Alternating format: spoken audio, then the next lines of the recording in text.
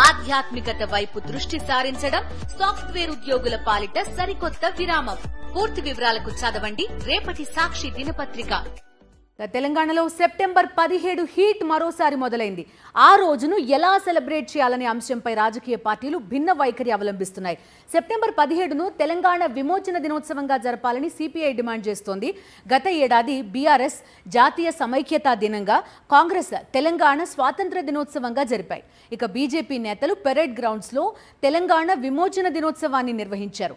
విమోచన దినోత్సవాన్ని కేంద్రం అధికారికంగా జరిపితే తాము సైతం అంటూ అప్పటి బీఆర్ఎస్ ప్రభుత్వం జాతీయ సమైక్యతా దినోత్సవాన్ని అధికారికంగా జరిపింది. ఈసారి కూడా బీఆర్ఎస్ జాతీయ సమైక్యతా దినోత్సవంగానే జరుపుతోంది.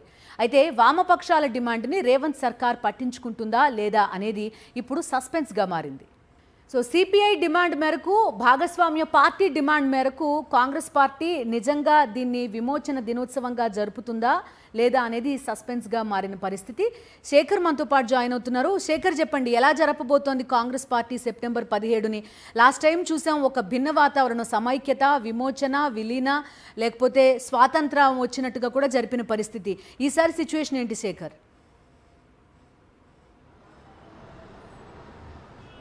బిందు, మరొకసారి తెలంగాణ రాష్ట్రంలో సెప్టెంబర్ 17th రాజకీయమైనటువంటి పొలిటికల్ హీట్ మొదలైందని చెప్పుకోవాలి. సెప్టెంబర్ 17 దినోత్సవాన్ని ఏ రకంగా రాష్ట్ర ప్రభుత్వం జరుపుతుందన్నటువంటి ఉత్కంఠ రాష్ట్ర రాజకీయాల్లో నెలకొందని చెప్పుకోవాలి. గత సంవత్సరం ఒక్కొక్క రాజకీయ పార్టీ ఒక్కో రకమైనటువంటి విధంగా కార్యక్రమాలు నిర్వహించారు. అప్పటి బీఆర్ఎస్ పార్టీ అట్లాగే బీఆర్ఎస్ ప్రభుత్వం సెప్టెంబర్ 17ని జాతీయ సమైక్యత దినోత్సవంగా నిర్వహించారు. 2 రోజుల పాటు ఆ కార్యక్రమాలు రాష్ట్ర వ్యాప్తంగా నిర్వహించినటువంటి పరిస్థితులు.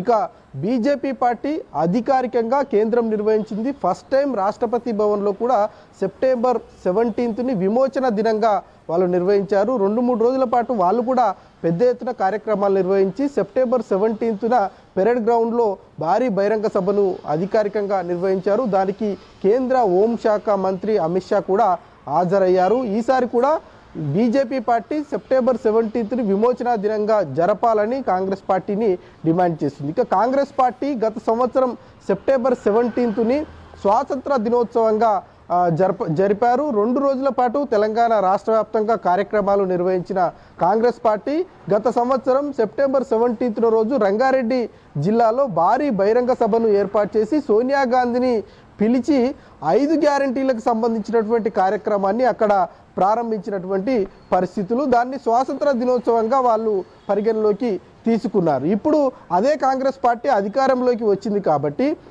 లెఫ్ట్ పార్టీలు ప్రధానమైనటువంటి డిమాండు స్నేహపూర్వక పార్టీలుగా ప్రభుత్వంతో కలిసి ఉన్నారు కాబట్టి విలీన దినోత్సవంగా సెప్టెంబర్ 17ను జరపాలని వామపక్ష పార్టీలు డిమాండ్ చేస్తూ ఉన్నాయి. దానిని ఎంత మేరకు పరిగణలోకి తీసుకుంటుందా లేదా అన్నది చూడాల్సి ఉంటుంది. తెలంగాణ సాయుధ పోరాటాలకు సంబంధించినటువంటి విషయంలో ముస్లింలకు వ్యతిరేకంగా దీన్ని పరిగణలోకి తీసుకొస్తున్నారు. అటు బీజేపీ పార్టీ దాన్ని రాజకీయం చేస్తుంది కాబట్టి విలీన దినోత్సవంగా చేయాలని వామపక్ష పార్టీలు డిమాండ్ చేస్తూ ఉంటే బీజేపీ పార్టీ విమోచన దినోత్సవంగా జరపాలంటూ డిమాండ్ చేస్తూ ఉంది. ఇక గత మొన్నటి వరకు ప్రభుత్వంలో ఉన్నటువంటి బీఆర్ఎస్ పార్టీ మాత్రం జాతీయ సమైక్యత దినోత్సవంగానే అప్పుడు ప్రభుత్వంలో జరిపింది కాబట్టి ఇప్పుడు కూడా దాన్ని కంటిన్యూ చేస్తున్నటువంటి పరిస్థితులు ఉన్నాయి. కానీ కాంగ్రెస్ పార్టీ మాత్రం అపోజిషన్లో ఉన్నటువంటి సందర్భంలో స్వాతంత్ర దినోత్సవంగా జరిపినప్పటికీ కూడా కొంతమంది నాయకులు విలీన దినోత్సవంగా జరపాలని